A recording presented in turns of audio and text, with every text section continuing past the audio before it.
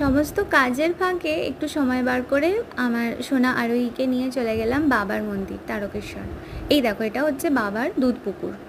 এই সামনে মেলা ছিল, তো সেজন্য এত জলটা অপরিষ্কার হয়ে আছে।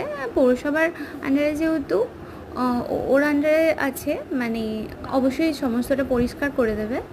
পবিত্র জল, এখানে স্নান করা মানে গঙ্গা স্নানের মতো সমান বলেই আমরা মনে করি, আমরা তারকেশ্বরবাসী বা সকলেই। তো এবার আরোহীকে আমি বলছি জলে একটু নামতে। আরোহীর মাথায় ভালো করে বাবার পুকুরের জল আমি ঠেকিয়ে দিলাম।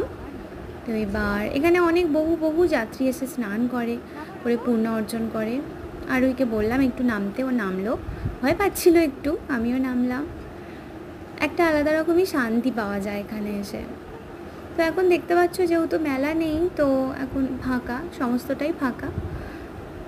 এই যে ঘাট, এটা বাবার। এই রাস্তা, এখানে বিভান কথা বলছে আমার পাশে।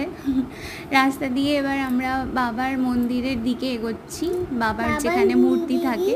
আমি তো যাবো। তুমি যাবে? এটা দিদি। আরোহী এখানে আছে। আমি এখানে আছি তো। আমি তো আছি।